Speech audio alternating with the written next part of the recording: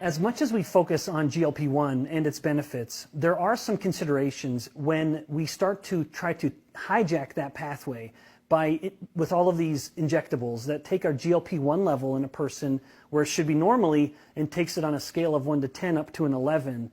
There are considerations, and specifically there are two that I worry about as a metabolic scientist.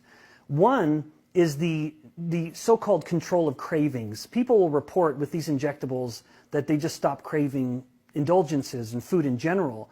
This is because the intestines start to slow down to a point of almost being paralyzed, where food will start stay in the stomach for hours to even days, when it should just be 2 or 3 hours. So this paralysis of the intestines can become potentially catastrophic, although it certainly does lead to improved cravings control. However, in people who continue to take the drug, the cravings for sweet things go down until about 24 months. Even when the person continues to take the drug, their sweet cravings have gone right back to normal. And this is a problem because now they've started to out-eat one of the primary benefits of these injectable GLP-1 drugs, which is to say that they once had a controlled cravings, now it's come back.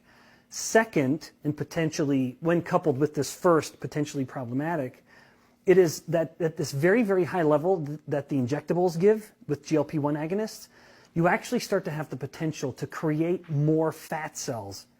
Now, I know what you're thinking, how can we be creating more fat cells in a person who's losing weight?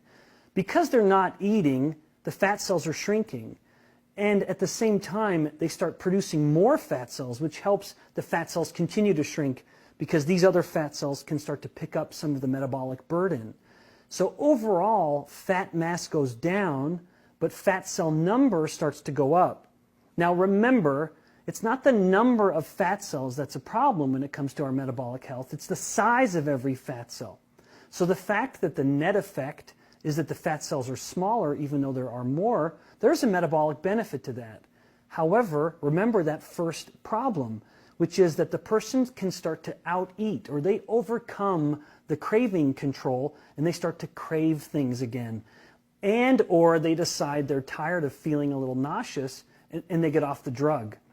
So they start to eat the same way they did before. Now they have more fat cells than they did before. And this could very well explain why people who have been on these injectable GLP-1 agonist drugs or these GLP-1 activators, that when they get off the drug, their weight gain returns very rapidly to where it was and usually goes well beyond.